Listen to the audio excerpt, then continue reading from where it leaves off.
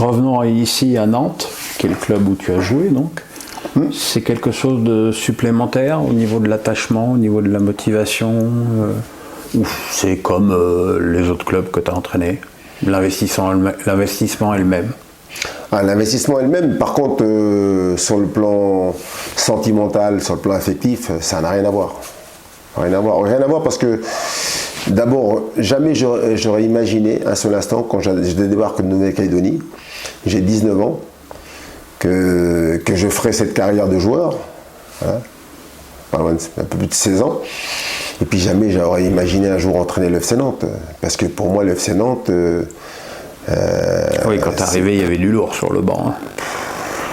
Du lourd sur le banc. C'était Ciodo quand t'es arrivé? Voilà, Monsieur Ciodo. Après, Monsieur de Noex. Voilà. Et donc là, je me retrouve là à me dire, mais moi, je suis entraîneur de Nantes, mais je m'interdis de me comparer à ces gens-là. Ce sont pour moi donc voilà, des monstres. Tu les vois de temps en temps? Oui, ou pas? oui, obligé. Moi, si je suis aussi ici donc à vous parler, là, c'est en grande partie grâce à ce club, grâce à ces gens-là. J'ai des souvenirs extraordinaires de Reynald de Noex quand il a fait quelques CFC avec nous. Pas tellement l'émission, mais tu sais, quand tu es venu comme invité, quand on était dans la loge, quand on regardait les matchs, mince. T'apprends plus à regarder un match avec lui en 90 minutes qu'avec des mecs, avec des journalistes pendant 6 mois. Bon, je te laisse mettre de tes propos, là, c'est toi qui dis ça. Non, mais je comprends ce que tu veux dire. Oui, non, là, moi j'ai... De Noex, la façon qu'il a d'expliquer, de raconter le football, je suis désolé, c'est beaucoup plus intéressant même que Coco Ciodo. Parce que Coco Ciodo, il est quand même un peu plus impulsif. Puis Coco Ciodo fait partie de ces gens-là. Si tu comprends pas ce qu'il dit à la seconde près, c'est fini. T'es mort. T'es mort, c'est fini. Et puis lui, il explique plus facilement sur le terrain, parce qu'avec nous, dans le jeu, dans le travail, que face aux médias, il était, j'allais dire, oui, c'est peut-être quelqu'un de mal à l'aise quoi, devant les médias, donc voilà, c'était pas... Peut-être une petite forme de mépris aussi. En plus, voilà. Mais ça c'est...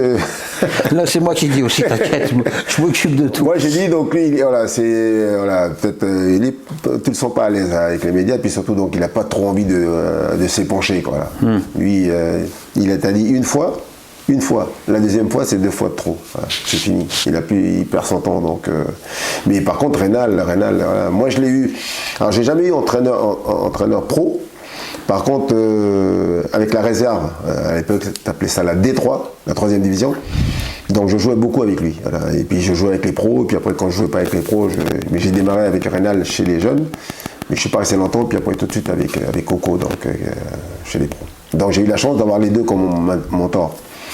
Exceptionnel. C'est pour ça que... Et tu en gardes quoi en tant qu'entraîneur?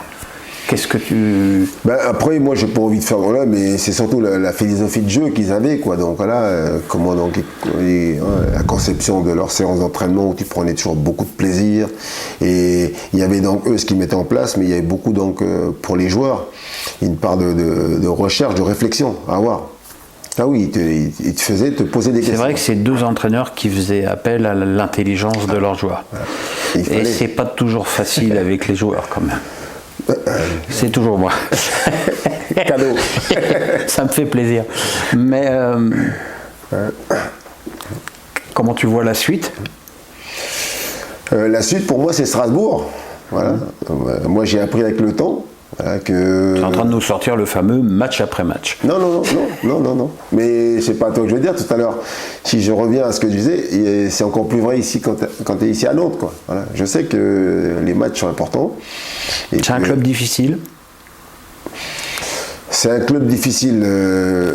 Moi, j'ai appris... Parce que c'est un club voilà, qui, toute proportion gardée, comme Saint-Etienne, vit beaucoup dans son passé et la nostalgie. Complètement. C'est pour ça que... Mais moi, pour ceux qui me connaissent, mais moi, j'ai aussi appris, donc avec le temps, moi, je peux parler de ça maintenant parce que je vais avoir 58 ans, là, voilà, ce mois-ci. Tu es plus jeune que moi? Oh, je te déteste. T'as vu un peu?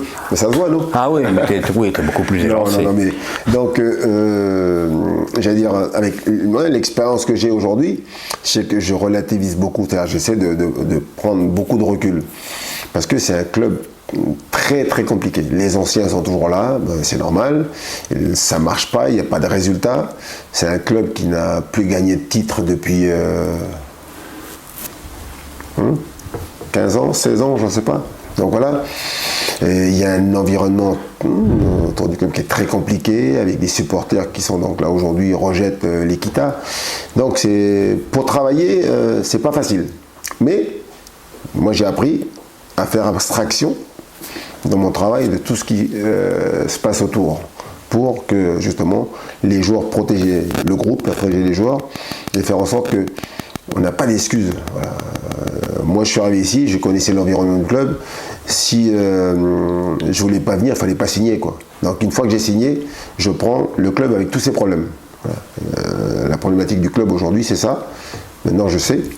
Et je me concentre sur mon travail, et les joueurs, venez pas me casser les bonbons avec ouais, c'est dur, il n'y a pas de supporters, ou les supporters tous les jours on se fait insulter.